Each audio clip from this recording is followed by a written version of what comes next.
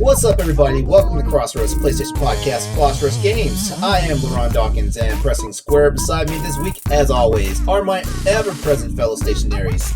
The Typo Queen, Nellie Lott. Here. And the PlayStation Doctor himself, Austin Campbell.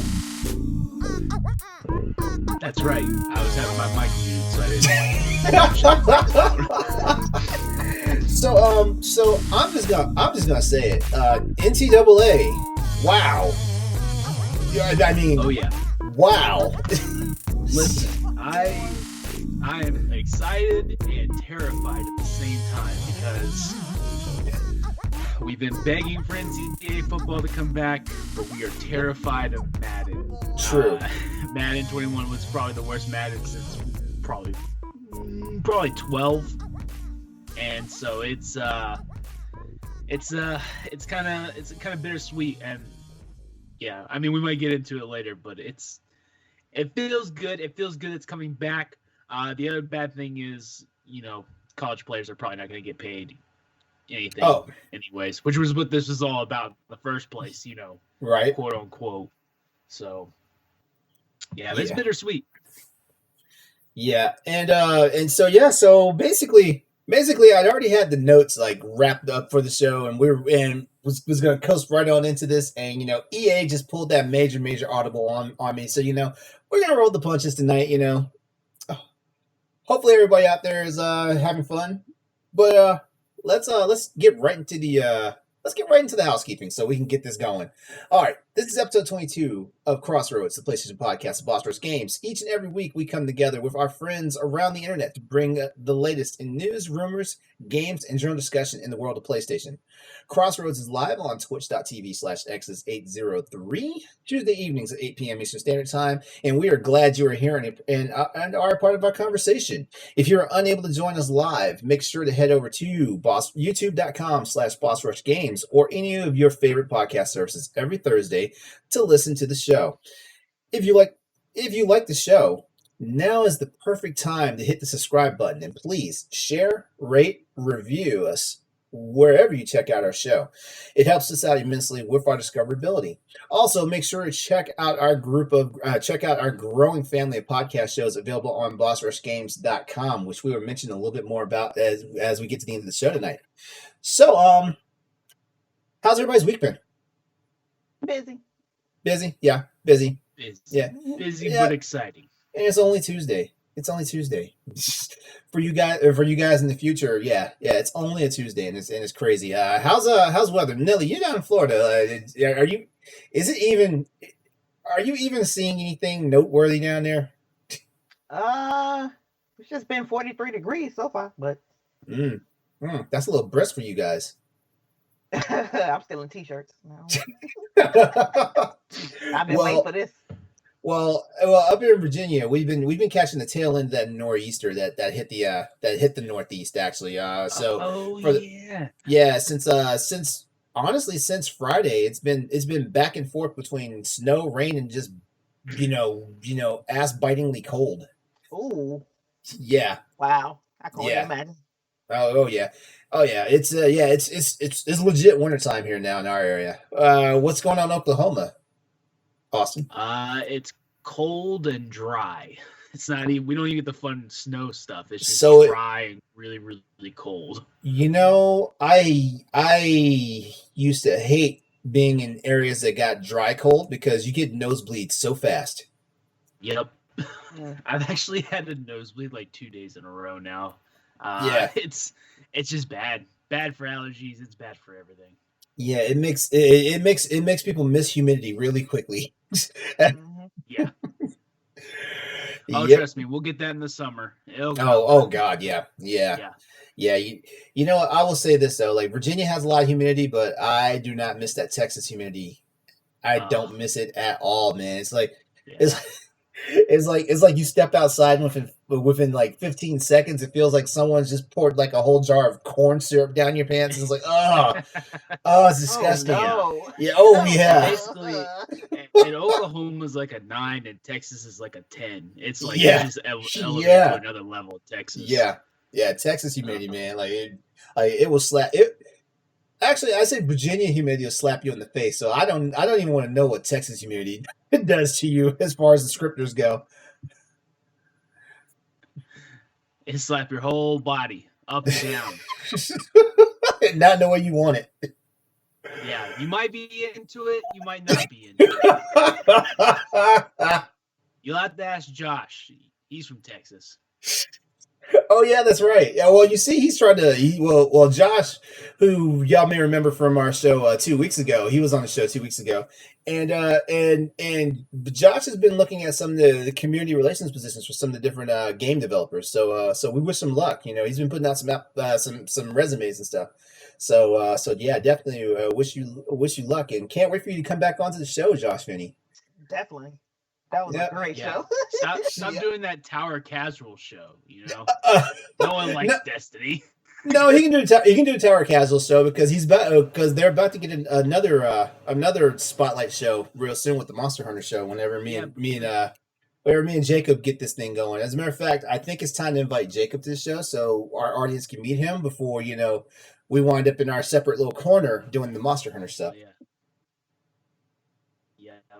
It's going to be a Monster Hunter versus Tower Casuals show. Have you come up with the Monster Hunter name? Has that been openly discussed? In my Twitter handle, in my Twitter bio, I put myself down as a hunter for hire. Which, if anyone's played Monster Hunter 3, that was a call out to like one of the things where basically when you traded guild cards with people, you wound up having this mode where like the guild cards you traded represent the people that you met online, and they would go out and do hunts for you and expeditions and stuff like that. So I don't know. I'm liking the idea of hunters for hire. I like it. Jacob and I haven't made like 100%. Well, we haven't really talked anything about it. I know like it's supposed to be my baby, but if he's gonna be my partner in this, I at least want have his input. Just like how I have you guys' input here on Crossroads and stuff like that. We always need inputs. Make sure we're on the right path. Exactly. All right. So you know what? What's on our PlayStation tonight? And did you guys get a chance to like get prepared for this one? Because I just looked at it now, and I could tell you everything. I was gonna say my mind rattled, but there's a lot of answers, but I couldn't come up with one. That was the problem. Oh no. Okay. You know what? We like a good wholesome list here. I mean, like our buddy Eddie V does. Like we can do a list, just not an excessive list in alphabetical order.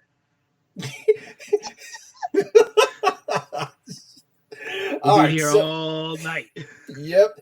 All right, so Cookie Monsters unite because that's what's on our PlayStation tonight. All right, so we're talking about cookies, guys, and as usual we have three questions. And they can be answered any way we want. But the questions are: what is your favorite cookie? Who has made the best cookie you've ever eaten? And is milk the best duo to have with a cookie? So, all right, so we're gonna separate them this time. So. What is your favorite cookie, Austin, or do you need time? Because you sounds like you had a list. So my favorite kind of cookie is oatmeal raisin. I get down on the oatmeal raisins, but the only reason why I stutter is because someone at work today was selling Girl Scout cookies, and the Samoas, I can put down several boxes of Samoas easily. Oh, I mean, I don't even eat the other ones. I just eat the Samoas, man. It's like a chocolate caramel. Yeah, it's like a coconut chocolate caramel. Like it's almost like a death. It's almost like a death sentence because I'm one of those people. I have to really gauge myself how many of these I order because every time I open one box of the Samoas, that whole box is gone. There is no I'm just going to eat a few. And also, like, over the years, if you notice, like, Girl Scout cookies, they give you less cookies. Oh, yeah. But it's still $5. Yeah, exactly. So, it's one of those situations where it's no longer... So, I don't even think about how many cookies I'm eating. I just open the box and the box is gone. Oh, yeah. I tell myself that I'm not going to eat just like a cookie or two out of this box. If I open the box, it's gone. So I prepare for it. Now let me ask But let me ask you a question. mm. Do you put them in the fridge and let them get cold? Do you do So that? normally I do, but I don't for these. Not the Samoas. Uh-huh. Not for the Samoas. But any like chocolate chip cookies or anything like that, I definitely I like it in the fridge. 100%. Yep. All right, so we got Samoas and we got oatmeal raisin. And just circling back to oatmeal raisin, I can also get down for oatmeal raisin cookie. And I love them. I love them two different ways. Like fresh out the oven to the point where when you pick them up, they're going to just come apart. Yeah. Yeah. Or when they're extremely soft to the point where you can really just mash it up in your hand and turn it into a ball. And then make it, and then it's basically like you're having cookie dough, but it's already cooked. Oh yeah. Yeah. Oh man, I would go to Walmart and get those bakery fresh oatmeal raisin cookies, and I mean, again, Oh yes, the box will be gone. The box will be gone. I'll get it and be like, all right, the expiration date's in 5 days. I'm gonna spread it. I'm gonna eat 2 cookies per day. Spread it out. Within the day, maybe the second day, it's gone. All that's gone. There's no. Ellie doesn't even get a chance to give you that. Can I have some face? No. You know that face every dog gets is like, you're gonna eat that. That face. See, that doesn't work on me, man. When it comes to food, it's like you're not getting. I don't like you that much. That's how my dog is. Back home in Chicago, it's like if you eat, she'll sit there in front of you, but yeah, she'll do some type of movement, like move up a little bit. And I'm like, I see you. Encroaching. She'll be like right there. They're like, maybe if I get close enough, they'll just put it in my mouth. Man, let me tell you what Ellie did last night. Ellie, we gave her a strawberry and she put it in her mouth, and then I took her outside. She went and did her business, and then she came back in and spit the strawberry out. She held it in her mouth for like a good 10-15 minutes. And just spit it back out. I was like, what? You didn't even eat it. Oh my god. She held it in her mouth. She didn't spit it out outside. She spit it out back when she got in the house. She kept it in her mouth for like 10 minutes. I was like, what in the world? How chewed up was it? It wasn't chewed up at all. That was the crazy part. Like, hold it in her mouth. It was horrible. Because I was like, Katie, did you give her another piece of strawberry? She's like, no, I only gave her the one. I was like, she didn't eat it. She went outside with it and then came back and spit it out. She went outside, showed her friends, like, hey, look what they gave me. Yeah.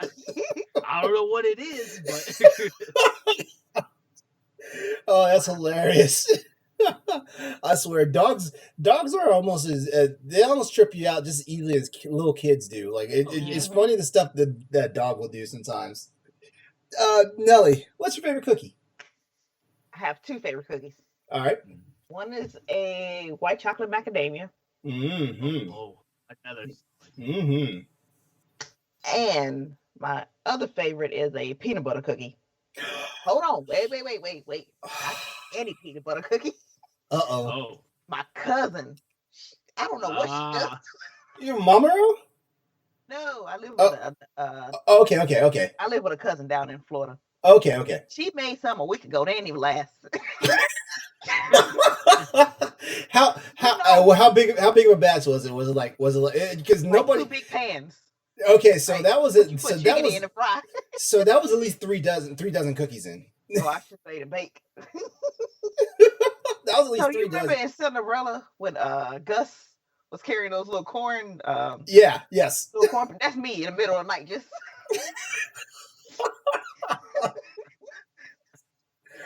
And my room is right by the kitchen, so I can easily just open my door and do what I need. Oh god, you got fat kids. You got all excuses to be fat kid. Oh my god. Man, that was the worst mistake I ever made, was putting a mini fridge in my bedroom because it was snack central all the time. 2 in the morning, 3 in the morning, 4 in the morning. You start putting Reese's peanut butter cups and Kit Kats in there, it's gone. God. Exactly. And you have like the best of intentions too. That's the sad part. You have the best of intentions because it's like, I'm just gonna put drinks in here. It's gonna be bottled water, maybe an occasional soda up in here. And next thing you know, you got half the pantry from the kitchen in there. Exactly. I got like potato chips in there. I'm like, I don't even want to eat these cold. Why are potato chips in the fridge? Cold potato chips. And not one healthy thing in there though. Oh Right. no, you ain't gonna find no carrots in there. That's for sure. That's the thing about it. You know what? That's the funny thing about it. When you have a mini fridge in your room, you don't put anything healthy in there. You actually, that's the only time your lazy self will walk to the kitchen to go get something from the fridge. Mm-hmm. Oh man! All right, so my favorite cookie. Since everyone's doing 2 cookies here, okay, I'll do it also. Just like Nellie, I am all about a good peanut butter cookie. Oh my god! You know what? Shoot, I guarantee you, Corey, when he edits this video tonight, he's just going, yeah, because Corey cannot stand peanut butter. But I do love a good peanut butter cookie, especially when you got the peanut butter cookies with the peanut butter morsels in them. Mm. Yeah, like I mean, now I don't like when they have the actual like crunched up peanuts. I don't like that too much because I don't know. It feels like it messes with the consistency of the cookie itself, which is funny because like I will eat cookies that have nuts in them, but not a peanut butter cookie. No. How do you feel about the peanut butter with the peanut butter cup in the middle?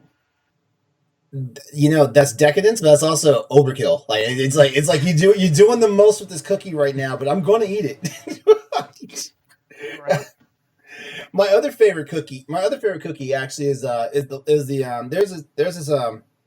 this brand of cookie that you find in some stores. It's called Loft House Cookies. Their ginger cookie is freaking amazing. So just imagine a ginger snap, except it's soft like an oatmeal raisin. Wow. And just imagine you see me going to a store when they had the buy 2 get 1 free for these batches of these cookies, and they don't last 2 whole days. It's a wonderful cookie. As a matter of fact, I've been telling Ed the next time I see them, I'm going to grab a couple and actually send them to him in the mail because he says he sees all the other Loft House cookies except that one, and I'm like, well, that's. I feel like these are kind of rare though. You have to know which store to go to get them because for a while they used to be at Food Lions, all over the place and stuff like that. Now I can't find them unless I go to like one particular store. When I worked at Target, they had a ton of different ones. They had a ton of those and a ton of the Pepperidge Farm cookies. That's where everyone went to go get them because they couldn't find them at Walmart and stuff. Have you noticed like a lot of stores don't carry like the fresh, the fresh style Pepperidge Farm cookies anymore? Have you noticed that? Yeah. What happened with that? Are they just not popular anymore? I think I still see them at our Walmart. I'll have to look because I haven't found.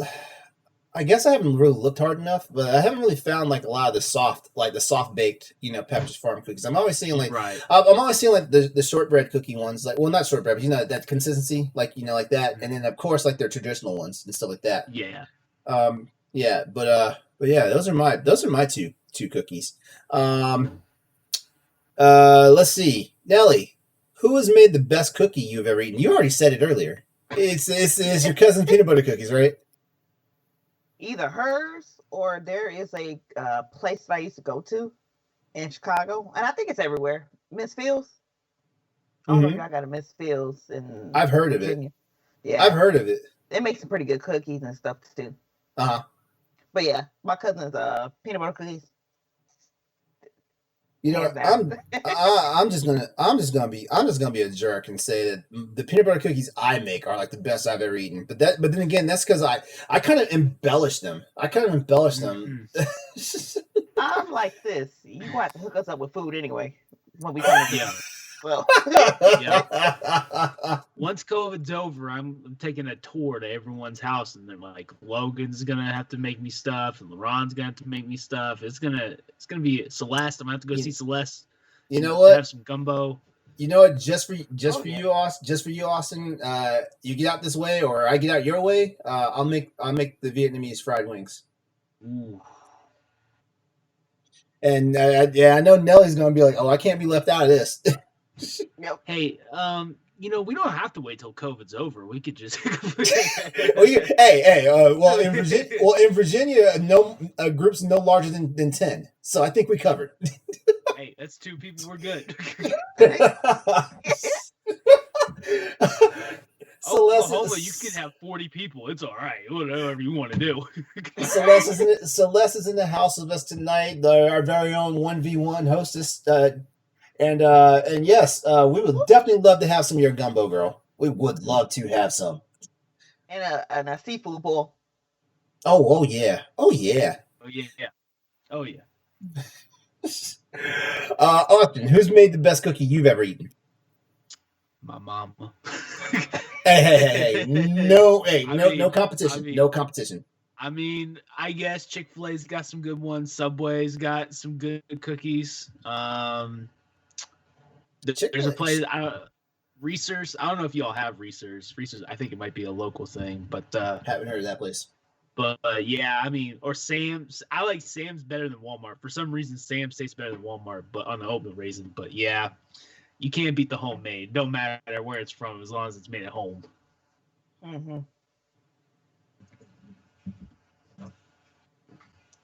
So, but yeah, that would be the best.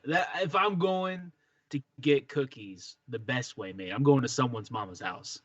That's just how it's gonna go. All right, and for the last question for PlayStation, is milk the best duo to have with a cookie? I'm going to go ahead and say it all depends. Certain cookies, like milk, is the perfect pairing for, and other cookies, like you need something different. Like if it's Oreos, yes. Mm-hmm. Yeah. But I love Oreos too. I should have said that as well. Oh yeah. I read through. This is embarrassing, but I'm about to say it anyway. I read through 4 packs of the party size Oreo. Now, Nellie, last weekend for the Boss Rush podcast, I cracked open a regular bag of the golden lemon Oreos. Mm-hmm. During that podcast, I ate half that bag, and an hour after the show was over, I'd finished the entire bag. So yeah, I have issues. We got a pack of the gluten-free Oreos. I can attest that they taste like the normal thing. And oh really? I ate them like I would have the chocolate Oreos, thing. The chocolate ones. Yeah. Okay. Nice. I'll test it out. Yeah, they're good. They got, I think the consistency of the cookies a little different, like the texture's a little different, but it's not terrible. The flavor's there. How's the cream? The cream is good. I don't think they even had to change the cream, to be quite honest. I think it was just the cookie itself. Yeah, because the cookie probably had some type of wheat product in it to begin with. Yeah. Yep. Yeah. So yeah. Any of you guys out there who are also fellow Cookie Monsters, hit us up over our Twitter at @PS_Crossroads. Let us know what's your favorite cookie, what you pair it with, and what's the best cookie you've ever eaten. And here are some PlayStation blurbs the Crossroads crew thought you might be interested in. Number 1, PlayStation Studios is poised to publish their first ever Xbox game, MLB The Show 21. And you know what? We actually have a bigger topic to talk about that tonight. But just so everybody knows, there had been some speculation with that. But with the coronavirus ongoing, that Sony may choose to wait until the next year to bring its flagship baseball simulation game to non-PlayStation platforms. But leaked MLB The Show 21 box art appears to confirm that that's not the case. So yeah, we've already seen the box artwork for the Switch version and the Xbox version. And what's crazy about this is we're seeing Xbox and Nintendo packaging with Sony Studios branding on it, PlayStation Studios branding on it. That's the crazy part. The official cover. I love it though. Yeah, if any game was to do it, it's this game. This studio deserves it. You know what? In all seriousness, though, like this is this is an awesome. We keep saying this. We say this at least every other month. This is an awesome time to be a gamer right now. Like so much stuff is happening in the gaming space. It's ridiculous, and yeah, we are living in fascinating times. And as this will be the first multi-format title published by Sony, the official cover art for the game will be San Diego Padres shortstop Fernando Tatis Jr. Is that am I pronouncing that right? Yep. Yeah, actually, Fernando Tatis, but yeah. Okay, Tatis. Okay. I lived in El Paso, so I kind of have a way of understanding how like Hispanic and Latin names are, but sometimes I still get it wrong. He is the most fun player in the MLB right now. He makes everybody mad because he it's so great. He is the talk of the town because, I mean, this is all baseball route, but he makes a lot of people mad the way he plays because he's so good and he lets everybody know it. It's great. Hey! When you're that good, you can be a little cocky. Yeah. The official cover for the game was unveiled during Hot Ones yesterday. So go check them out. And moving right along, Media Molecule presents the final nominees for a second annual MP Awards. Now, here's a cool thing. I didn't even know this was a thing, honestly, until I checked out on the PlayStation blog. But Media Molecule, who we all know are infamous for the Little Big Planet games, and if anyone knows the format of Little Big Planet, the original game had a complete mode where you could build and create your own levels and stuff like that. We kind of want to say Mario Maker stole that idea, but whatever. But Media Molecule has spent the last couple of months digging through a mountain of nominations in preparation for the annual MP Awards, which is designed to celebrate the best, brightest, weirdest, cleverest, and most exciting creations made in the game Dreams over the past year. Now, this is a big deal because like a lot of people are just now starting to share their PlayStation stats, and there's a lot. I keep seeing a lot of hours spent from a lot of different players in the game Dreams, and yeah, I don't have the creativity it takes for it, so it wasn't going to be a thing that I was going to flock to. But man, like I've seen some of the creations that people made for the Dreams game, and it is insane. It's like, man, yeah, just go sign up for the Unreal dev kits and put some real work into it and see what happens. Well, I bought this game not because I was ever going to create. I'm not. I don't have the. I could probably do it. I just don't have the patience for it. And the stuff that that's it too. Are creating is really cool, and I think this was kind of like, even if this game didn't sell well, it had to be a good way of being like, hey, let's go find all these young developers that got talent and then put them on right. Yep. So a link has been provided in the chat right in the Twitch stream right now. Follow the link in the chat and check out the short lists. We're not going to go over those right now, and then there will be.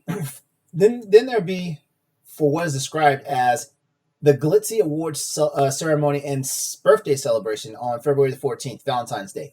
I'm not sure what the birthday celebration is all about. Maybe did Dreams launch in February? Okay, that's it. Okay, enough said. I want to say it was on Valentine's Day, like when it actually launched. Okay, I think so, but I'm not sure. All right, and next up, Fortnite brings the iconic G.I. Joe Ninja Snake Eyes as the new hunter for Fortnite. Oh yeah. All right, so Fortnite players and fans of G.I. Joe can pick up the famous, silent, and deadly Ninja Snake Eyes now through their preferred shop. Recently, the official Fortnite Twitter account began teasing a brand new crossover event with a radio transmission from Agent Jones. Who's Agent Jones? Is it just some random? I think that's that's like the blonde-haired guy from. Isn't that from the Matrix? That's that too. Wait, Jones? Okay, I don't know. Well, I thought Agent Jones was the main, like the Fortnite guy, the blonde-haired dude. Okay, looked like explorer, and he's kind of like connects all these people together. Okay, I don't play Fortnite. I don't play Fortnite. And the reason why is stuff like this, because if I really cared about Fortnite, I would be paying for this skin. I'd be paying for the Predator skin, the Master Chief skin, the Kratos skin. Oh yeah. I'm glad I've never got into Dead Fortnite. skins. I would love those. Oh, for real, yeah. Yeah, yeah. The message strongly implied that Snake Eyes would be next introduced as the next character, and a new status update confirmed Iconic Ninja is currently available for purchase. Snake Eyes adds to the continuously growing lineup of guest characters for Fortnite, which already features the Predator, the Terminator, Kratos, and Master Chief. All right, and in our last blurb topic for the night, Elon Musk gives CD Projekt RED a boost in their stock profile. You know what? I swear we can't ever go a week without mentioning CD Projekt RED or Cyberpunk. So here we go. Yeah. This time it's a blurb. Do y'all hate us yet? All right. All right. Sometimes help can come in the most unlikely of places, and sometimes that help can be from Elon Musk. Tesla Incorporated CEO Elon Musk went on Twitter to promote the company's Model S Plaid vehicle and accompanied his tweet with a photo of the interior of their automobile. On the screen, artwork for The Witcher 3 Wild Hunt, Stardew Valley, Fallout Shelter, Cuphead, and others can be seen. And then, replying to his own tweet, Musk said, "It can play Cyberpunk." And then in a follow-up tweet, Musk went on to say the aesthetics of Cyberpunk are incredible, by the way, which, according to GameSpot, is the tweet that caused CD Projekt Red's stock profile to get a 19% rise. Get ready for this, Austin. Business news company Bloomberg reported. I wonder who from Bloomberg might have made that report. That jump raised the company's stock to the highest it's been since 2015, meaning the stock landed 16% higher from before the notoriously buggy launch of Cyberpunk 2077. It should be noted that a single tweet about GameStop last week from Elon Musk led to GameStop's stock shares catapulting past the $500 per share point, which ultimately led to a serious fallout between Wall Street and the average consumer and the investors. And you know what? My fellow ordinary Joes out there, hold the line. Hold the line. Hold it. It dropped a little. Hold the line. You know, punch Wall Street in the nose any chance you get. All right. To get the scoop on all the blurbs, links have been provided in our Twitch stream chat. Go check them out and then continue the conversation with us on our Twitter page at @PS_crossroads. And just really quickly before we get started with the major news for tonight, Crossroads would like to report the passing of actress Jeanette Mouse, who passed away recently at the age of 39. The gaming community will recognize her for her voice talents in the upcoming Resident Evil Village, Resident Evil 8, by the way. Capcom R&D 1 shared its sentiments via Twitter, stating that they were deeply saddened to hear about the passing of Jeanette, the talented actress who helped bring several different characters, including our witches, to the world of Resident Evil Village. Our hearts go out to her family and loved ones. And just to sum it up, Crossroads just wants to give our condolences to the family, friends, and loved ones of Jeanette. Rest in peace. All right. So, we've got some questions, don't we? Yes. All right. All right. Austin, do you have them ready? Because I cannot seem to find them. Let me find them. Josh sent us 2 questions. Our boy Josh Finney. Woo-woo. Tower Casuals. And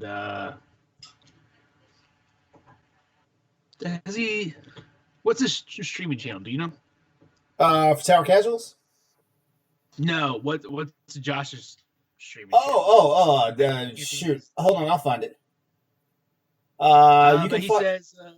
Go ahead. Says, hi there, long time listener, first time caller. 2 questions. If you're Sony, how fast are you making the call to Google for the Stadia technology and patents? That's first question. I would say they should probably jump on it as quickly as possible. I mean, you know, we've talked about PlayStation Now and what it could be, and them getting a hold of whatever Google's tech was for Stadia could be a nice jump, because I mean, for what it's worth, like, a lot of people do complain about there are just issues that PlayStation Now should not be having and stuff like that. You know, even if the subscription rate for it is not bad at all. Was it like $10 a month? It's not bad. No. Or is it more? Is it 10 or 15?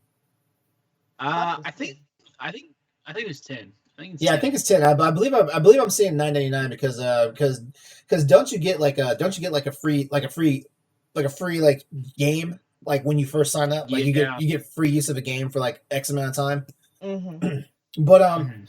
but the main thing that a lot of people say is like, well, I think this is the problem with all like online server based games like this, like is it's a latency issue. It's latency and input lag Yeah. because even if you have and also the fact that a lot of people are required to have like really good internet, like I mean like 100 megabits per second, internet stuff like that, but the major thing is that is that the servers still have to render the servers the games are running on. They still have to render the environments in the game itself, and then it has to be translated across the network to you.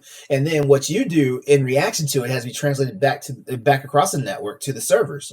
Things like that. So it's not the most seamless experience as far as gaming goes, but so yeah, I feel like Sony should probably jump on this quick, fast, in a hurry, and Sony's got a pretty decent R&D team, so they can probably get this thing to work and figure it out like pretty quickly. I'd say if they get their hands on it now, like they could probably shore up or revamp PlayStation Plus within 6 months time. Yeah. I mean, they could say that they could play Cyberpunk if they get it today. Yeah. Yes, You can play Cyberpunk now.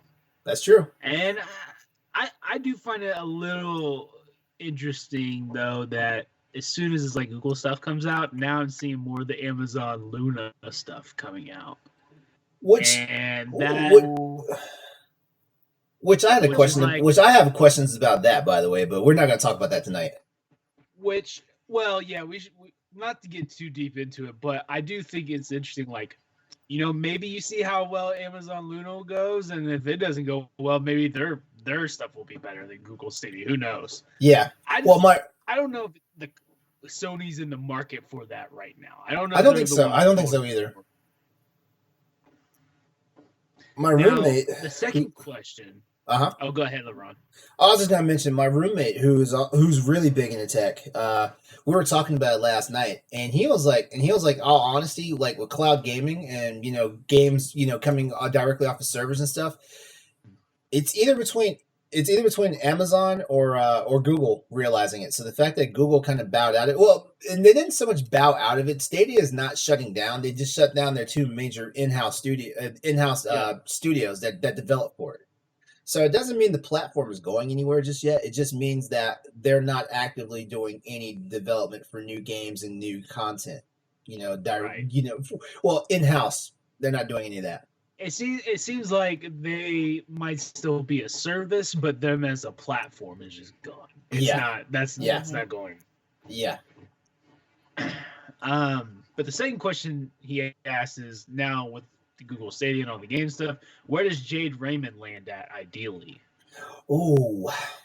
And here's my thought.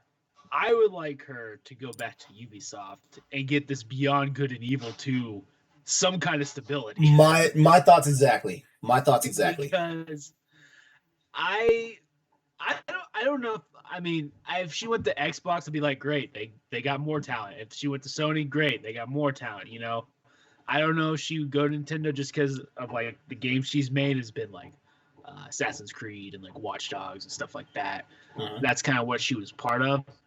So I think it would be great for her to go back to Ubisoft and give Beyond Good and Evil 2 some kind of direction, or at least just kill it, just murder it, just put it out of its misery. Exactly. But, I mean, come on, like Ubisoft's been dragging their feet with Beyond Good and Evil 2. Like what we saw them unveil it 4 years ago. Mm-hmm. We saw a nice movie trailer too. Like they spent 3 minutes of our time at that E3 with that trailer, and we heard nothing from it since.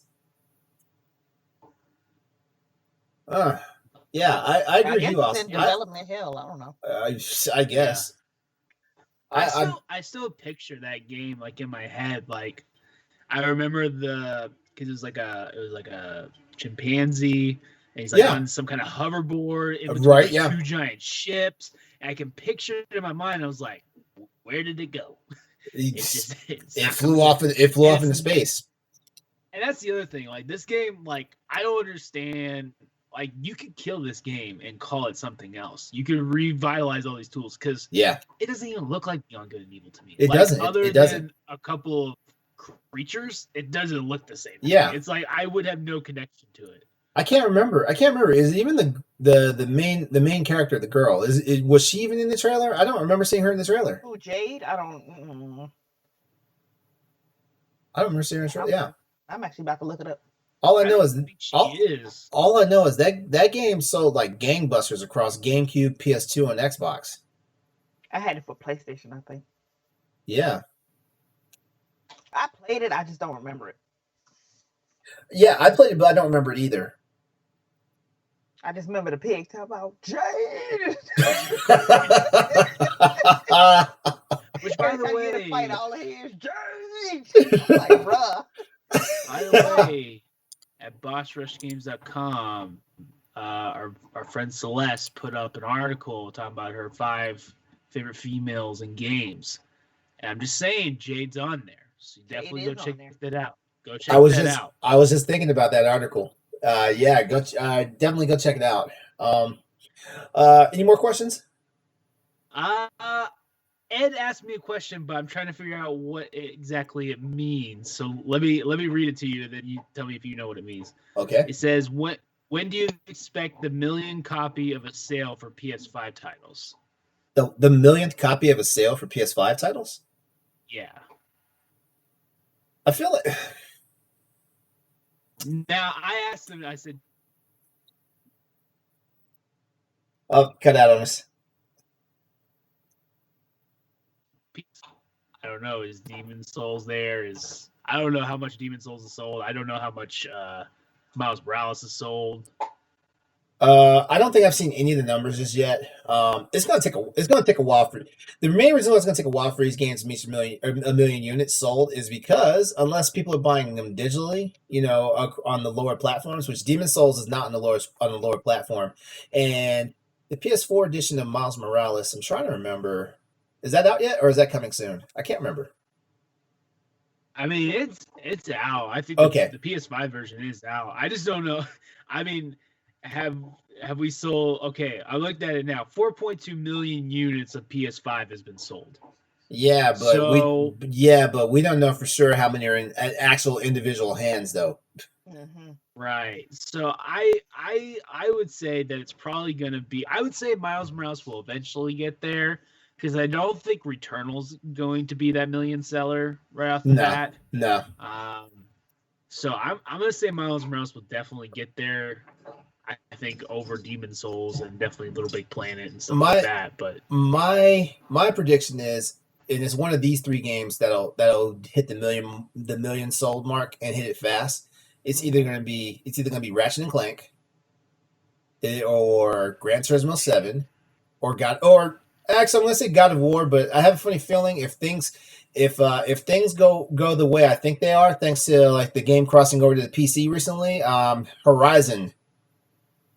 It's gonna be between those 4 games. Like they'll be the ones that cross the million sold mark, and I feel like God of War and Ratchet and Clank probably have the chance of reaching it the quickest. Yeah. So I still can't give a definite time frame for which PlayStation title might do it, but I feel like out of those 4 titles, one of those would get the crown of crossing the million sold threshold. Yeah, I definitely agree with you. I think but it really just depends on when are we getting this. How many?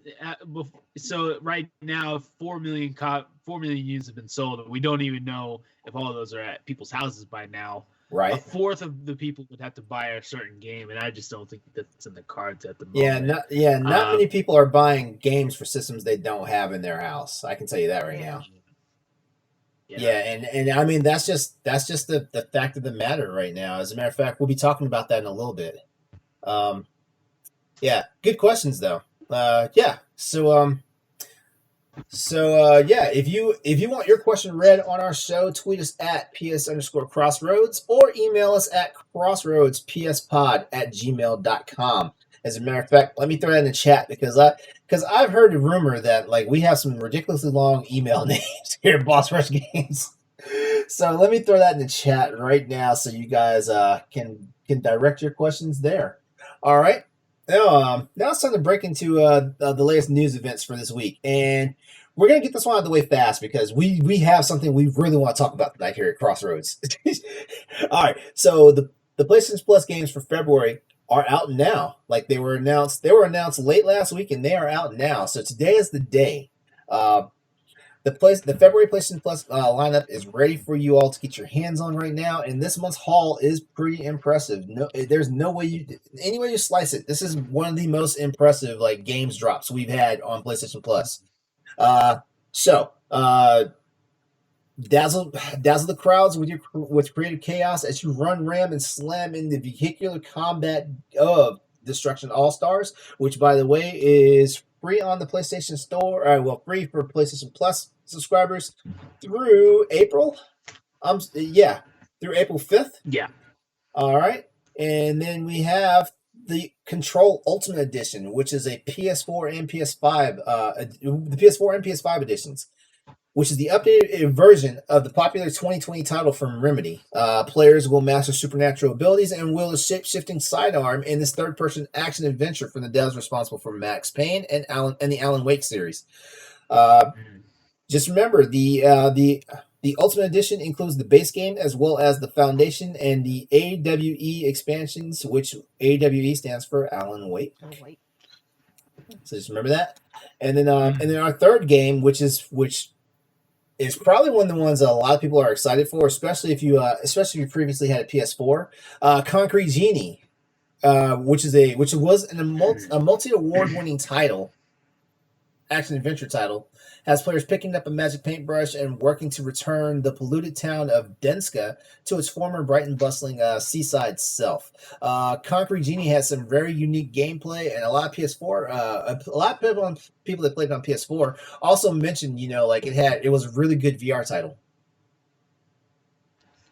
Yeah, Logan praises this game out the wazoo. He loves Concrete Genie. He's been telling me to play it nonstop, and I don't listen to him just to annoy him, but I will eventually play this game. Yeah. As a matter of fact, when we end the show tonight, like I'm just gonna turn on my PlayStation 5 and just download all of them right now. Like those are games that need to be in my library, and I'm also curious about Destruction All Stars. I mean, it's the game that nobody knows anything about. Yeah, I really wish that I had a PS5 just so I could play Destruction All Stars, because usually these kind of games, they last a month and then they kind of die off, and it's hard to find and the people that are there are really good at it and you don't want to play it. So that's what sucks. And I wonder if that's why like there's this big wide window for how long it's available for free on the store. I think it is just to get more people that PS5s in their hands and be able to play. Yeah. Which I was this close again today. Oh yeah. Nellie, what's your thoughts? My thoughts is my birthday is at the end of this month. If anybody wants to donate, I take all donations. I mean, donations all good and well. Like, can you get a system though? Is the question. That's what I'm saying. I'm taking all donations. If you could just hold the bots hostage for like an hour, just to give me some time to get in there and get me one, I'll pay for it. I just need them with help. All right, so yeah, Destruction All Stars. Oh yeah. Everyone's curious about it. Everyone's just curious enough that they want to play it. Now I don't know if it's going to be one of those games that just dominates. In the long run, but it's going to be definitely one of those ones where we're going to see a giant player base right in the beginning. So hopefully it works out for them. I can't wait to see it. I'm gonna try it out. I'm not sure if I'm gonna try it out tonight, but I'm gonna try it out soon. All right, so once again, as a recap, Destruction All Stars is available on PlayStation Plus for PS5 until Monday, April the 5th. Control Ultimate Edition and Concrete Genie are available until Monday, March the 1st. So get there now and check them out. And as a pro tip, even if you do not have a PlayStation 5, just go to the PlayStation Store online and just add them to your library. For that day, you do get your system in your hands. All right. So, can we talk about that enormous touchdown that EA got today. Man. So EA. Thank you, EA, for at least bringing it back, giving us hope that we need in the NCAA football. Because listen, the NCAA sucks. We but the college football part of the game was always great. And EA, thank you. But also, I'm sure you're going to ruin it eventually. Yeah, Where somehow, I'm some probably way. gonna have to pay. I'm gonna have to pay like I'm gonna have to buy ultimate packs just to be, the Oklahoma Sooners at this point. And can you imagine microtransactions for college football? That'd be insane. How would that even work? How would that even That'd be work? insane. What I mean, are we they'd paying? have Are to we pay paying? people at that Are we point. paying for access to like the old Yeah. playbook or something? What are we doing? You want to be like the '80s Cornhuskers? You gotta buy card packs, man. FSU when they were on that streak for like 7 years. Oh yeah, yeah. You want to be Boise State when they ran the Statue of Liberty play? Yeah, you got to get it right then. Yeah. You got to get it right then. All right, so EA Sports is rebooting NCAA football after a 7-year hiatus. It's been 7 years, man. I swear. The most longed for game in all of video games is finally back, and that is the truth. Because in all seriousness, the only sports game EA was guaranteed to get money from me for back in the day was NCAA football. It was just something about it. But I've always had an affinity towards college football because those guys are playing with all their heart. There's no paychecks on the well. There's a paycheck on the line, but it's a future paycheck, But beyond that, college football has always been kind of like a near and dear thing to me. So so I would always throw the money to.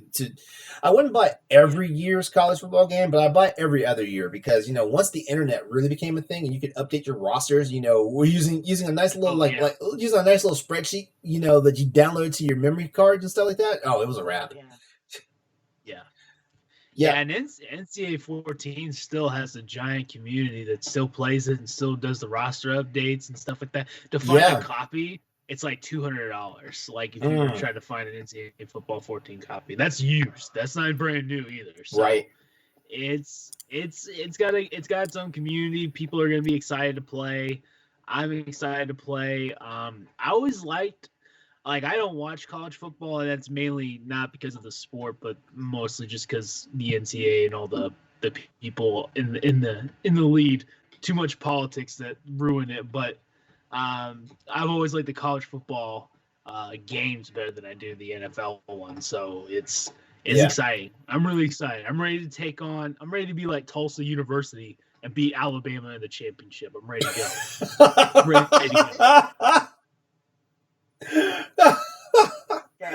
I can't believe it though. Like we haven't seen a new NCAA football title since 2014. Though I knew it'd been long, but to see it actually out there, with an actual date, and it was all due to an ongoing legal dispute regarding the use of the player likeness in games, along with trademark license issues. So it was one of those things, now it's starting to come to light that college football players, are coming down, are getting more concussions and stuff, and it's been found out that it's happening more through practice than it is through in the actual games themselves. Because man, I remember playing that one season of football I played, and it was always one more drill with my coach. It was always one more drill. Get it? We're gonna get it right. And I remember those days. That's why some teams don't even do contact in practice anymore. The professional teams, they don't even do contact. So it's hopefully these players are going to start getting paid, start getting their likeness. I feel like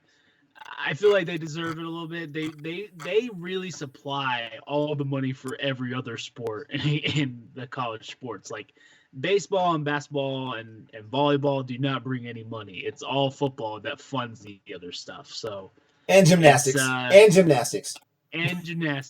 If your school has a gymnastics program, guess what? So I think these guys deserve it, and hopefully they're working something out. Because it was interesting because if you played Madden and you did the My Player mode, you could do like a couple games with a college football team. like Yes. where you could only pick one of the 8 and stuff like that. So it's really weird what they're doing now. All right, and before we let this go, before we let this whole EA thing go, man, like that dump today from Mass Effect. Oh my god. Oh, That was yeah. the other thing. I was so happy. It got me over the fact that I missed out on the PS5 this morning, honestly. Man, I was like, okay. GTA and Mass Effect. So yeah, an hour-long presentation where BioWare showcased the Mass Effect Legendary Edition with the upcoming remaster of the studio's sci-fi trilogy. During the presentation, project director Mac Walters, environment and character artist Kevin Meek, and producer Crystal McCord detailed the changes that the Legendary Edition would make to the original Mass Effect, Mass Effect 2, and Mass Effect 3. The changes range from gameplay adjustments in the original Mass Effect, tons of performance and visual upgrades, DLC integration, and a universal character creator, and more. I saw the screenshots of what they did to Mass Effect 1, and good God. Well, let's look at it this way. Everybody's here has played the first Mass Effect, right? Mm-hmm.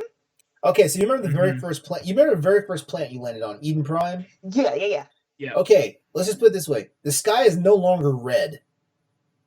Like the sky is actually more vivid and lifelike, so it doesn't make it seem like it's some. I don't know. We can't say that Eden Prime was a barren planet from what we saw, but it definitely looks more lifelike. If that makes sense now, there's no giant red filter over the sky anymore. Right, I remember that. Actually. Yeah. So let's just. The list is a lot. But let's just go over a few things that actually, are noteworthy here. In Mass Effect 1, the inventory system, apparently the inventory system is still being worked on right now, but BioWare did include that, but BioWare did expect that, it will be a different experience, because I tell you what, the inventory system in the original Mass Effect got on my nerves, because I've been replaying it. I know I keep talking about this. It seems like it's been like 5 years now. I've been playing the Mass Effect, but in a remastered version with the PC mods and stuff like that. But now, like with this, I may just scrap it and wait. Yeah. and just stream. It'll take you another 5 years to get through it. Oh no, it won't take me that long. Like, I'm ready. But one thing we know for sure, there will finally be a dedicated melee button. Yes, I'm so happy for that. Weapons have been balanced across the entire trilogy, but the changes are most prominent in Mass Effect 1. Thank God, because weapon play in that game was clunky. Like I usually wound up either using an assault rifle or just a pistol. Yeah. Yeah, you'd waste like a whole clip with the assault rifle. Just trying to get the thing going. Yeah. Another thing is, a huge change in combat is the removal of the class-based weapon restrictions and aim penalties. Like, yeah, I do like that they're modernizing the game, but it looks like they're definitely stripping the RPG soul out of the game, which, that may or may not be a good or bad. That may or may not be a bad thing. It all depends.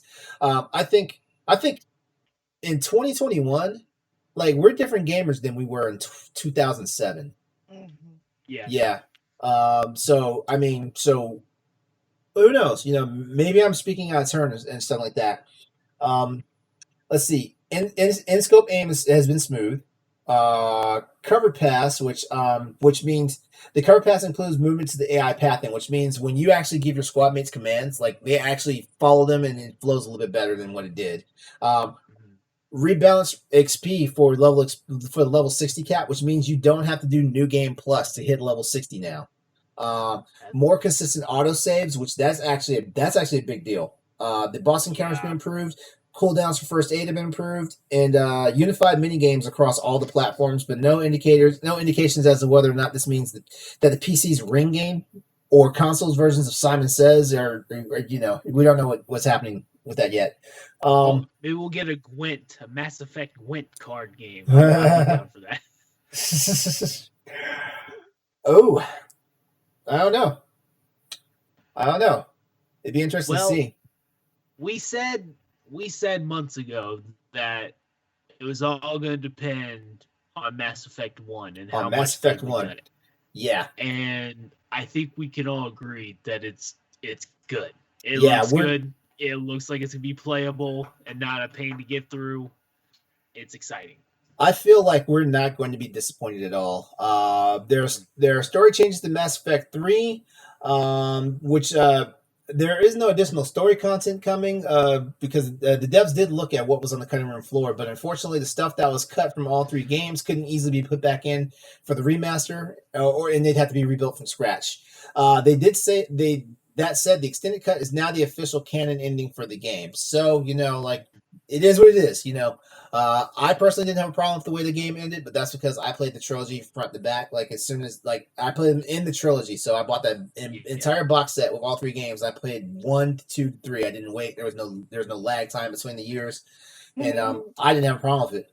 I didn't either, and I mean, maybe I think people just like good endings in video games and don't like to admit it.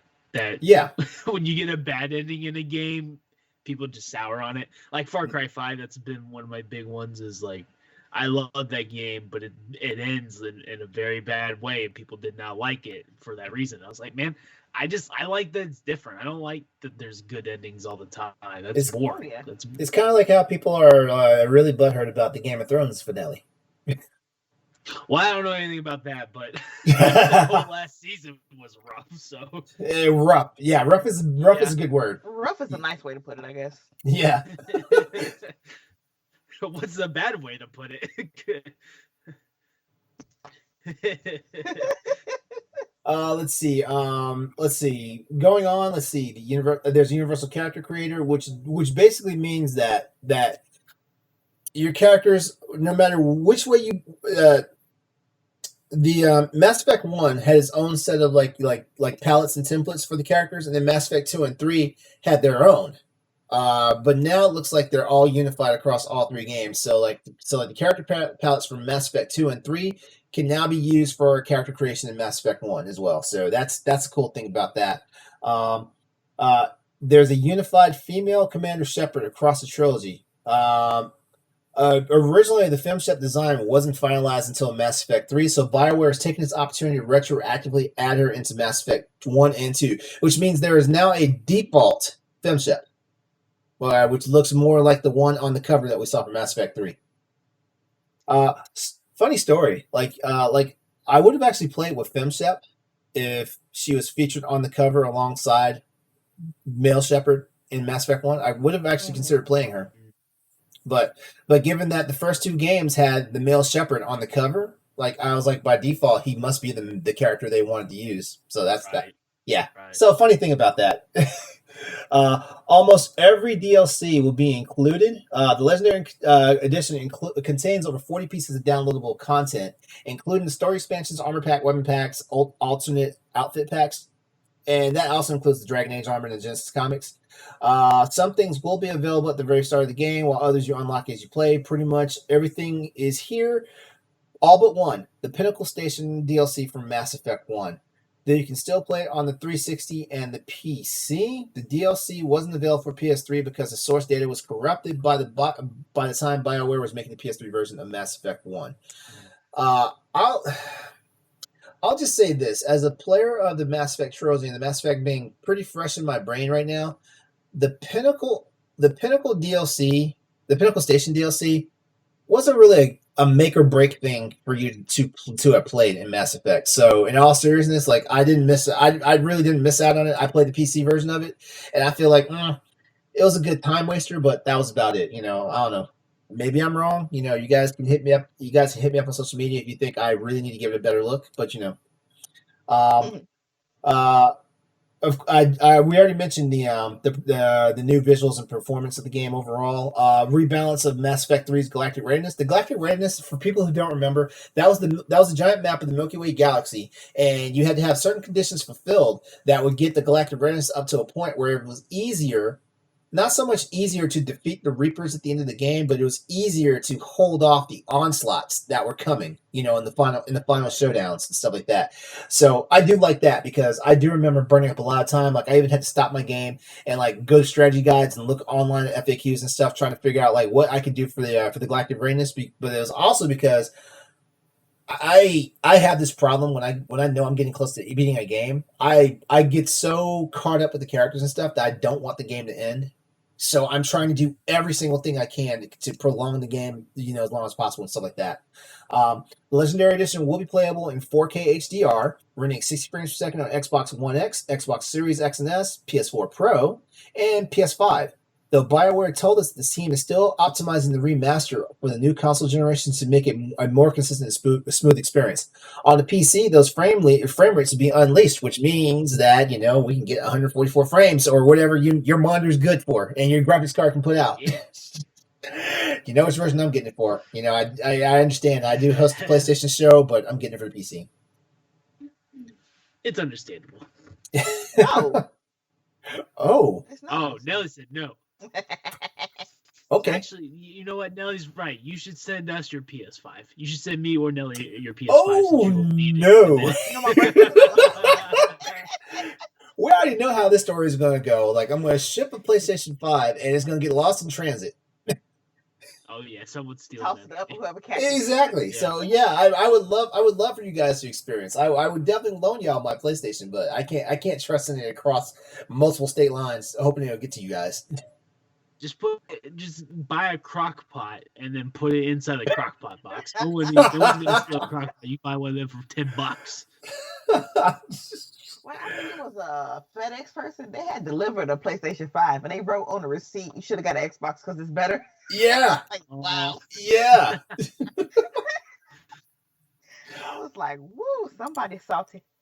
All right. So there's a few more details that we're not going to talk about because we need to move on to our next topics and stuff like that. But go ahead and give the link. I put a link in the Twitch chat for the GameSpot article where I got all this information from.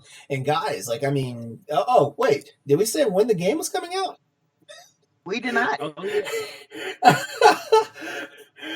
The release date for Mass Effect, the Legendary Edition, is set for May the 14th, 2021. Wait a minute, are you serious? Yeah. I thought it was March. Wait, isn't something else coming out in May? Isn't Resident Evil coming out in May? Okay. Okay, here we go. I think Mass Effect and Resident Evil is in May, and then March is Monster Hunter and Monster Hunter Rise. Returnal got delayed until April.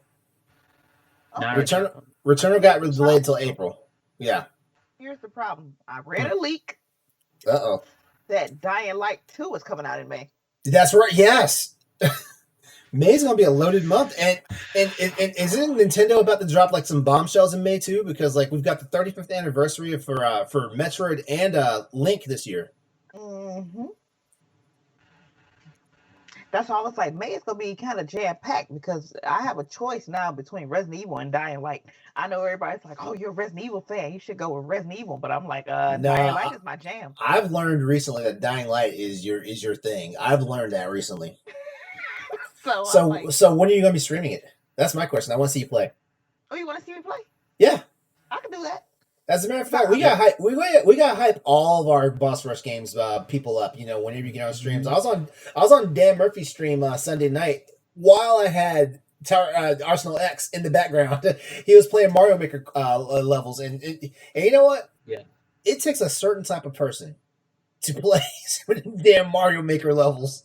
I think it takes a special type of person to play Mario Maker.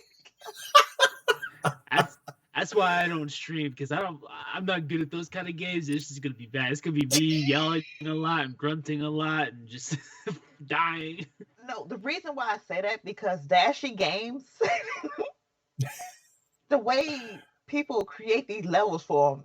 Mm-hmm. And how frustrated he gets. I'm like, you are a special type of person because I would have been like, no. Nope. I can't stand invisible blocks out of nowhere. I can't stand those. Oh no. Oh, it's like you're supposed to jump right here, and there's a damn block right there. Mm-hmm. What's crazy is I'm pretty sure for you to publish a Mario level, you You have have to to have beat beat it. it yourself. So that's like insane to me. It's like someone But really took the time to make this and beat it. It's Somebody insane. had the skill for that. Yeah. not all the time, because I've seen he posted a video and they uh, create what they call dev exits. So it could be Mhm. like a vine to go up through the door and it drops Mario down and it hits the ending axe. And I'm like, oh, y'all see, y'all cheating. Okay, I see y'all.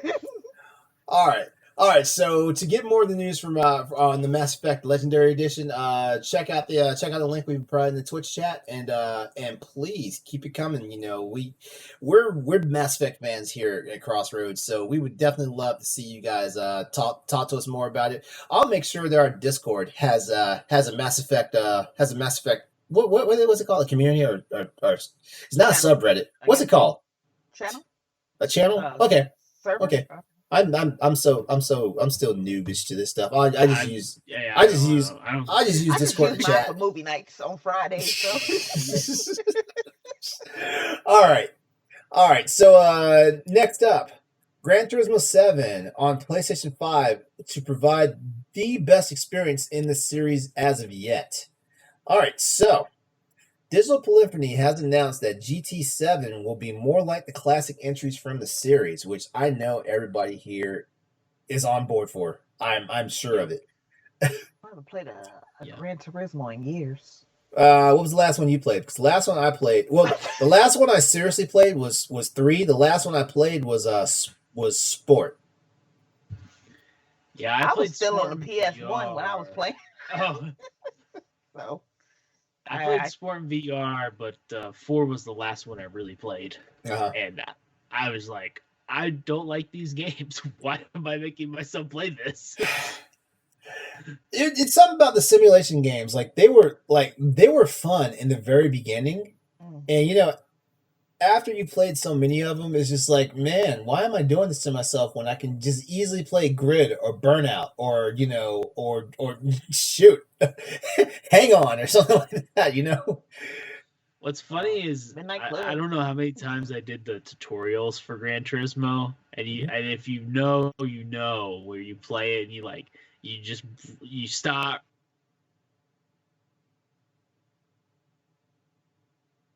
He stopped. He watch stopped. them Yeah.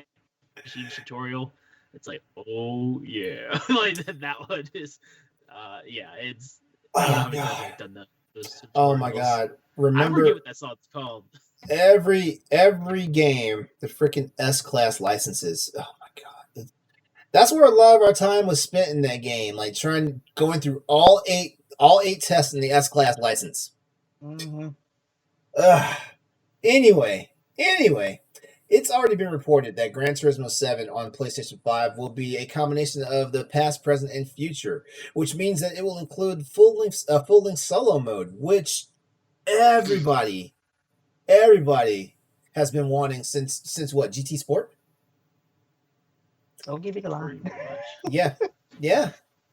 However, in an interview with journalist Toshifumi Watanabe for Octane Japan, series creator Kazunori Yamauchi reiterated that we can expect a more traditional experience this time around. While inheriting elements such as the FIA Championship realized in GT Sport, Gran Turismo 7 will return to the royal purpose of full volumes like Gran Turismo 1 through 4. And provide the best Gran Turismo experience at present. He also said that the translation is slightly strange here, but we're sure you can infer what he's getting here. Um, Gran Turismo Sport transformed Sony's flagship simulation series into a hugely popular esport, and thus was successful at pushing the brand forward. However, series fans lamented the lack of a fully featured single-player campaign like in the previous entries. The loosely RPG-inspired car collecting mode of previous titles has, after all, been a big part of the brand's long-term success. That was kind of worded, kind of wild, but oh well. Gran Turismo Sport transformed Sony's flagship simulation racing series into a hugely popular esport, and That's the real big takeaway from it. It's cool when you think about a racing game, like becoming an esport. But people take their Gran Turismo seriously. I know people who build like giant like racing arcades in their Yep. basements just to play Yep. this game. This game, because I don't hear many people doing it for Forza Motorsport. And I'm not saying I throw any shade or anything, but Gran Turismo like brings out the racer in some people. Yeah. I have a distant cousin who probably has spent more on a setup for racing games that's probably more expensive than my house. Like it's that Wow. much. He's put that much money into it. It's insane. I've been in it. It was awesome, but I was like, man, but he's real hardcore about it. Plays in the NASCAR ones and Gran Turismo and Forza. It's insane. All right. So you know what? Our third topic for tonight, we're going to hold off on that. We're going to revisit that next week. We'll talk about Horizon Forbidden West and what the developer is teasing for the storytelling and gameplay possibilities in next week's show. Because we want to go ahead and get to our big topic, which we mentioned it earlier in one of the blurbs about MLB The Show 21 and the possibilities it could have. But here we go. Like Sony's MLB The Show 21 could possibly be the start of more Sony titles coming to other platforms. This could be it. We speculated a while back that when Horizon Zero Dawn came out on the PC, like we said it was a game changer then, but it looks like the game changer now is about to be with MLB The Show 21. And so, I mean, honestly, have we started to notice something here with Sony and their first party exclusives? Exclusives in air quotes. If you look back at the 2019 announcement about MLB The Show 21 going multi-platform, it's officially set to release on Microsoft, Xbox, and Nintendo Switch now, and not just the shared title with the PC version sitting. I gotta say, when MLB The Show was announced for the other major consoles, like my jaw hit the floor. How about you guys? I kind of was, but at the same time, it's the baseball game that is missing another half of the population in sales right now. This is like if like Xbox bought the rights to only do FIFA, that would be insane because FIFA sells so much that you'd have to be paying a ridiculous amount to do that. So Yeah. I think this is just like, hey, we clearly have the best baseball game, and trust me, there's no baseball game that even comes close to MLB The Show. Well, that is true, but I'm trying to think. Like, has there ever been any current baseball games that we can think of besides The Show? Oh no. Well, so there's I- RBI Baseball, which has the right to use. I think they're allowed to use the names of the teams and the logos, but they're not allowed to use like the MLB logo. It's like a weird thing. That's crazy. Yeah, there's a weird thing, and they can't make so like with EA and in the NFL, 2K can make an NFL game now, but they can't make a simulation football NFL game. That's crazy. That's the key part. So I think that's another thing with Sony San Diego and MLB The Show. And I think they're like, hey, we could make a whole lot more money if we just put this on all the other consoles. And I think their community has already been set where like if you were buying PlayStation just to play MLB, you're probably not going to switch to Xbox just randomly. You're going to still buy PlayStation for MLB. So I think this is the time where they just switched it over. I don't expect any other game to kind of make this big kind of cross be on different consoles, but except for maybe Dreams. That's the only other thing I could see maybe coming to like Xbox and Switch, but that's a long stretch. I don't think you'll see it outside of MLB The Show. So basically what you're saying is we'll probably see this is the anomaly, and we'll see more games as being PlayStation and PC. Yeah. I think you're definitely going to see PlayStation PC, but I don't think any other game will come to Xbox and Switch like this one. This one, I think this is unless they come out with like not even Ratchet and Clank. Not even Ratchet and Clank. No. Ratchet and Clank. Ratchet and Clank looks like it would have a very nice home on Switch. It would have a great home I on the think it Switch. would. Yeah. But they want people to come over to PlayStation. That They is want true. people to That play it is on true. I PlayStation. mean, Nintendo keeps getting that lightning in a bottle. Like, I mean, hell, they got Animal Crossing, which I agree with Dan. Why the hell is it not the #1 Switch title right now? Yeah, I mean, and that's the other thing. Like PlayStation, I mean, we could put Ratchet and Clank on Switch, but Switch has their 3D platformers. They have all those. They That's have true. all the ones that That's they true. need. It's actually Switch is overcrowded with 3D platformers. Yeah. Another game that I was thinking of, but I mean, it's extinct now. But like, remember Paragon on the PS4 game? Yeah. See, that's a game that could maybe come to Switch and Xbox, but like, I mean, or a game like Paragon, but I don't think it's anything. I think MLB's the anomaly. That's it. Okay. Um, okay, so the announcement was a big deal because it means that Sony will still be publishing games under the Sony Interactive Entertainment banner, and because their in-house Sony San Diego studio will still be developing this game. Just to do a quick history lesson, multi-platform game development isn't entirely new for Sony as a company. Long before the PlayStation, Sony ImageSoft used to publish games for Genesis, Super NES, and Sega CD. Even after Sony bought out Psygnosis, later renamed Studio Liverpool, Nintendo 64 and Sega Saturn versions of Wipeout were released, and then some years ago, Sony Online Entertainment used to publish games on the PC. Eventually, they would break away and become independent, now called Daybreak.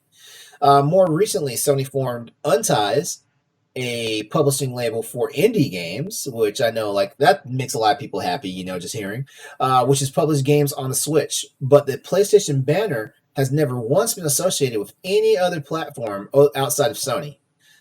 Even when Sony first-party titles such as Detroit Become Human or Death Stranding had been announced for PC, Sony had squarely shied away from the PlayStation Association, even letting other publishers pick up the slack on PC for them. So, it's hard to imagine it. Now that you've said it, Austin, I definitely agree with you. Like I feel like yeah, MLB is probably going to be their one call out, and I mean it's going to be a big deal because I mean like there's a vacuum for good baseball games out there, and and we know it seems like Microsoft's Xbox can be home to like sports titles, and they're almost as big a home to sports titles as they are to shooters, to first person shooters and stuff like that. So it's gonna sell like gangbusters on the Xbox. It's probably going to sell pretty well on the Switch because we know that the Switch's biggest demographic for gamers is actually adults in like the 16 to 34 age frame. So I mean like it's going to sell. Yeah, I'm actually going to buy. I'm gonna buy the show on PlayStation and Switch. I'll buy it on two consoles. I really want to know how it works. Yeah, that's the other thing about it. We were having a conversation about that on Boss Rush over the weekend, with the Boss Rush podcast, and and Logan and I we both said it because Ed was on the show, so you know how that can go. We both said it like a lot of the times that, and this is not to discount the sales that like Nintendo and games published from Nintendo put out. A lot of times people buy these games because they are curious how they play on the Switch, because the Switch is not so much technologically inferior, but it is in third place squarely when compared to the hardware, of the PlayStation and the Xbox consoles and stuff like that. So a lot of times I guarantee you there are a lot of people that bought Overwatch, The Witcher 3, some of these other titles, Alien Isolation, because they were curious how the game was going to play on the Switch. I'm not saying that in a bad way. It's kind of being realistic, because curiosity is another way people spend money. It is. Yeah. I mean, I definitely bought Overwatch just to play on Switch because I thought that would be great. Like, I play Overwatch on the go and handheld while my wife's watching TV or whatever. And then I started playing. I was like, this sucks. This But the only reason I have hope for MLB The Show is because the Vita version is decently good, and I feel like the It Switch should be was, twice as good as the Vita version. Didn't they give us one of those for free that one of those years? I believe one of them was free on the Vita. I On the don't know. Vita. I don't know if we. I don't know. We may have. I'm like Ed with the Vita, where I would buy all the Vita games and then I would get them for free on PlayStation Months, and I'd be like, oh well, I already bought this one. Like I have all these like physical cases of Vita games, and then I'm like, oh yeah, I already got that one. All right, Yeah. someone else would get it for free. So. Yep. All right. So what? Real quick. So Marvel Spider-Man, think it's coming to another platform or just PC? It could come to PC, but that's it. Yeah, I can't see it going on Xbox for some odd reason. All right, God of War. Other consoles or PC? Just PC. You guys see the trend that's going on here. Uncharted. We already said how this might go. They're going to release now, Uncharted. They're going to release the Uncharted Nathan Drake collection, which is the first 3 games on PC, and then they're going to woo you into buying it on the PS4 version for PS5. Now, Returnal could be an interesting game to put on multiple consoles, just if it didn't sell well. But I think it will sell well, just because what other games do you have to play on PS5? Oh yeah. But I would say this is gonna be really rare. And remember, we're actually getting Xbox published games on the PlayStation later this year. That's true. With Deathloop and that is true. So it's just gonna be one of those kind of weird times, and who knows? It's really like interesting to see how well like Xbox, particularly Xbox and PlayStation's relationship goes, because we keep hearing the rumors of we know Xbox and Nintendo are pretty good with each other. We keep hearing that maybe Games Pass will be on the Switch. Will it ever come to PlayStation? There was all these rumors about Halo being on the PS3 for a while, and that it was on certain dev kits. That was the thing. So it's really interesting what those two in particular are going to do with each other. For real. All right. Well, we have a rumor control topic tonight, and the crazy thing about this is like it's not one of our traditional rumor control topics, but it's more of a think topic. AMD has been undergoing some supply shortages, which could impact the console gaming market until late into 2022. All right, so just follow along with me here because the rumor control part of this isn't going to take that long. So just bear that in mind. Supply shortages for desktop CPUs, GPUs, which are graphics cards, and game consoles such as our magical Sony PlayStation 5 system, along with the Xbox Series X and S, are likely to continue up until second half of 2021, according to AMD CEO Dr. Lisa Su. Dr. Su expects gaming hardware and low-cost PCs to have supply issues, while higher-margin hardware is more likely to be available at retail. All right, basically, just what they mean by that is when we say higher margin hardware, we're talking about graphics cards that cost more than that cross past the $700 price line. We're talking about CPUs that cross past the $400 price line. Now the reason why the PlayStation and the Xbox will be impacted is because both those systems are using the 5000 series AMD chips, and they're not super cheap, but they are the reason why these consoles are not higher than what they are at retail cost, if that makes sense. Yeah. All right. Retailers have been selling out of the current generation of consoles almost as fast as they can get them in stock, leaving hopeful gamers, which Austin and Nellie said here tonight, like they had a wonderful time trying to not get one. Mm-hmm. It's not for lack of trying. At this point, if someone wants to sell me a PS5 for $600, $650 even, I'll buy it. I But thought. don't stab me, man. Don't kill me. Don't try to Yeah. kill my wallet. I'll give you extra, but don't try to take me over. Yeah. Yeah, it's crazy to think that these systems came out in November and we're still having a hard time finding them. Mm-hmm. I mean, we already know that the primary culprit for the shortage has been the online scalper market using bots to snatch up PS5 and Xbox Series X consoles and then reselling them at phenomenally blooded prices on sites like eBay.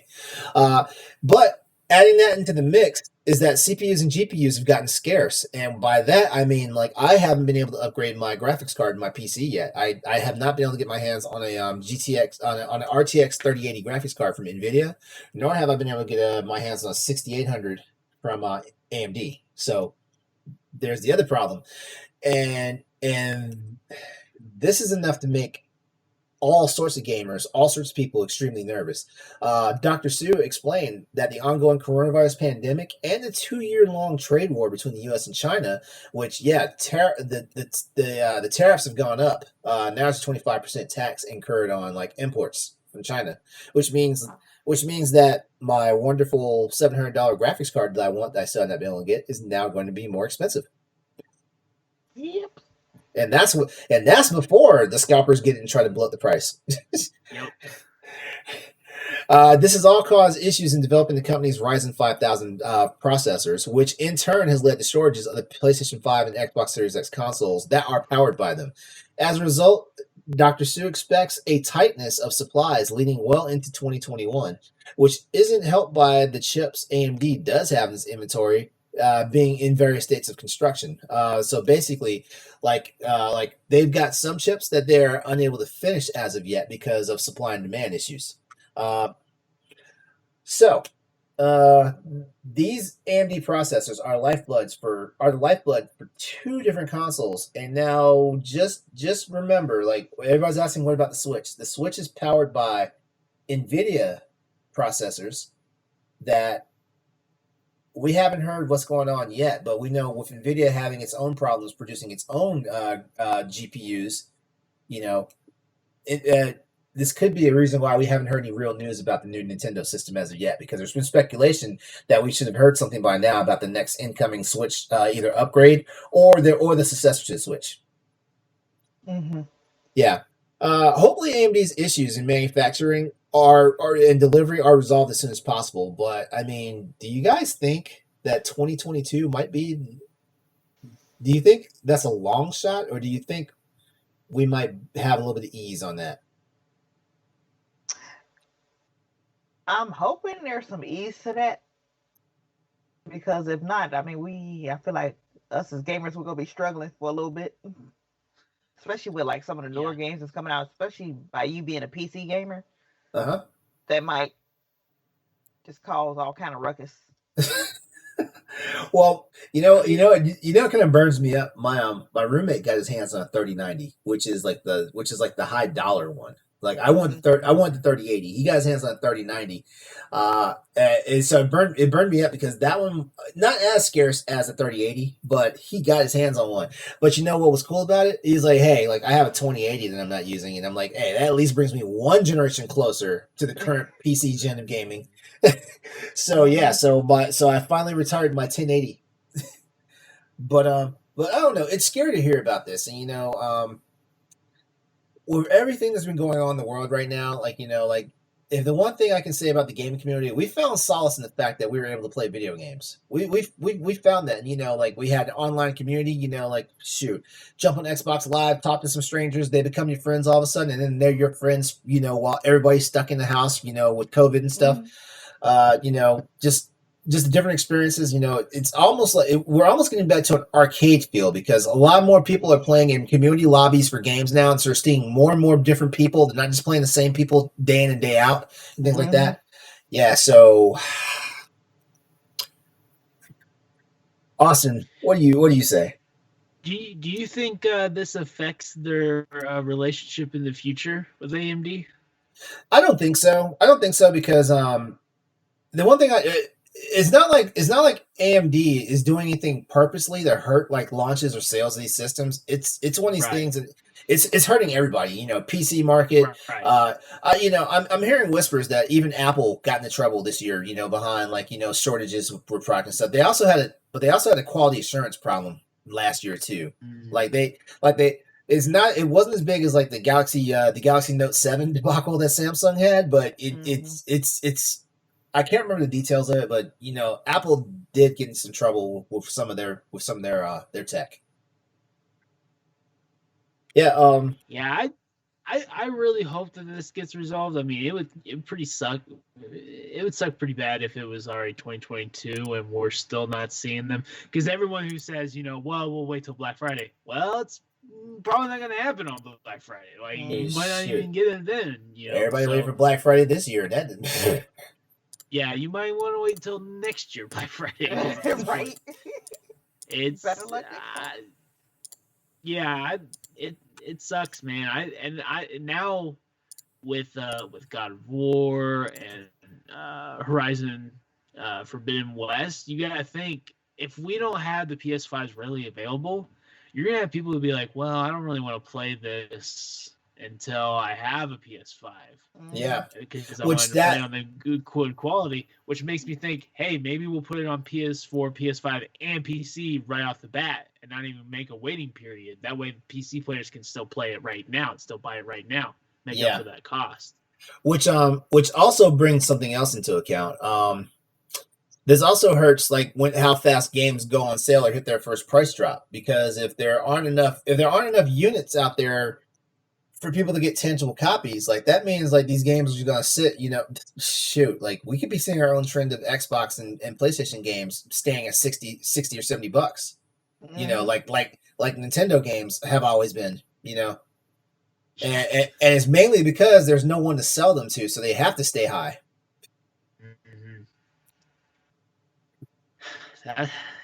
It's not good. Either way, it's not good. And this is not an ideal situation for Sony or Microsoft at this point. Sony definitely is not happy about not having PlayStations to sell to people who desperately want it. Right? They of course want to meet the demand, but it's just not happening. So. I guess I've seen people, every time the PS5 alerts go on, people are like, why is Sony not even making them? I'm pretty sure they would be making as many as they possibly could. Now we have an idea. They're trying. Well, now we have an idea why there aren't enough out there. Yeah. Yep. So now the scalpers could just lay off. Oh well, the scalpers are starting to feel the heat now, because they're literally sitting with basements and like storage sheds full of systems that nobody wants to buy from them, because they thought they could make not just a quick buck but a ginormous buck off of these things. Right. Like I said, guys, $600. I'll buy it right now. Right now. 600. Yes. All right. Well, let's go ahead and wrap up the show. What's Crossroads been playing right now? What you guys have been going on the past week? I played a little bit of Resident Evil 6 for no reason. I just felt like shooting up some stuff.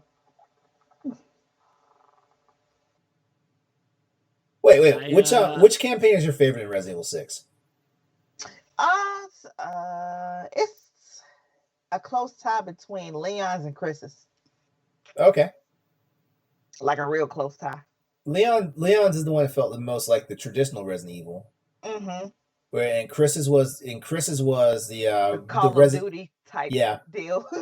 and Sherry's was the hybrid of the two. You know what? I played, even back in the day, I played Leon's and Chris's, and I stopped right there. You never played Sherry's? Nope. Oh, Sherry's was so good. I played Sherry's first. Oh, really? Yeah, I played Sherry's first, and then I played Leon. Actually, I take that back. I played the intro of Leon, and I was like, I don't want to start with Leon. Understandable. Yeah. Never mind. Okay. Austin, what you had going on this week? I am playing Mafia 3 on the PS4 right now. I just started it, and I really like the setting, and I really love the music of this game. I'm really liking it so far. So I'm playing on that. I really like Lincoln Clay as a character so far. And then I started Mario plus Rabbids on the Switch. How is that? I still want to play it. I like it so far. It's fun. It's dorky, but I like it. I beat Donkey Kong Tropical Freeze this week, so it's like, well, I'm so behind on games. I'm so behind that I'm playing with like the first year Switch games. So I going back to my backlog and just beating them on the Switch. And then I'm playing Halo 1 on Xbox because me and my friend Nick are trying to get through all the Halos by the end of the year. So we're still on Halo 1 right now. Nice. All right. And as for me, I spent some time this weekend playing the Monster Hunter Rise demo. I played multiplayer with Dan and Ed from Pow Block, and Dan was really trying to learn the ropes of it and stuff like that. So Ed was like, "Hey, well, we have an expert here," and by expert, I guess he was talking about me because me and the Switch controls so far right now are not vibing. But I'm gonna get there. I don't know. Just playing World, it feels different, even though it feels exactly like World. If that makes sense. I think I'm gonna buy it day one. I think I'm gonna buy the Monster Hunter day one on Switch. Right? Yeah, it's a day one for me. It's a day one buy for me. And I haven't been able to play a game with people when it came out, like be a part of the what's that? Is that Zeitgeist? Is that the word I'm looking for? No, that's not the right word. That's not the right word. What's that? I don't want to do FOMO on this one. I really want to play Monster Hunter while everyone else is playing Monster Hunter. So I'm looking forward to it. Well, I know for sure. Me, Ed, Dan, Jacob. I know for sure it's at least 5 people. I think Corey's even gonna get on it. So there'll be a group of Boss Rush people to play with. And if Monster Hunter Rise hooks me the same way Monster Hunter World did, like I'll be playing it until the next Monster Hunter game, hits, or until this game. You better finish Cyberpunk, man. Yep, I got Cyberpunk to beat. I got to circle back and play and beat Horizon. At least Returnal, getting delayed for a little while gives me a little bit of time, so it's not that big of a crunch. Yeah. Mm-hmm. All right, well, that's our show for tonight. We'd like to give a big thanks to everyone who tuned in tonight to check us out. This is Crossroads, the PlayStation podcast for Boss Rush Games. Before we head out, some quick plugs. Nellie, where can we find you at? You can find me on Twitter at Planet Nellie. Nellie is spelled N3LLIE. You can also catch me on Twitch at ratface_87. All right, and awesome. You can find me at PlayStation on Twitter. You can catch all my gamer tags and other random social media sites on there. All right, and you can find me on social media at Exodus803. That's EXODUS803. That's also the Twitch handle that you guys are catching me on this show on right now. I forgot to mention, I have been streaming the Medium on Twitch. Nice. I started Friday night, and I'll probably be continuing tomorrow. As a quick reminder, head over to BossRushGames.com and take a look at some of the content that Boss Rush has to offer. The guys over at Arsenal X, we're talking about the Halo Infinite monthly updates and Xbox remakes, the rumors. And also, it's kind of a farewell letter because some things are happening over at Arsenal X. So if you love those guys over there, check them out real quickly. Also, don't forget about the Girl Power article from our very own Celeste Roberts. She talks about her 5 favorite ladies in gaming. We mentioned that earlier, and this is titled the Childhood Edition. So this is what she had growing up. So maybe we'll hear something from her soon about what her adult take is on this stuff. Don't forget, you can chat with us, so don't forget, you can chat with us and keep the conversation going by hitting us up on Twitter at PS_Crossroads, where we hold it down with more news, events, and topics. The Boss Rush family of games wants you all to have a great night. Go out there and play games and do better and have a great night. We'll be back next week for another show for you guys, where we will definitely talk about Horizon Forbidden West next week. Yeah. And maybe LeRon will have finished it by then. We will see. We will see. All right, that's our show for tonight. Have fun out there. Be safe, and just play games. Take care, everyone.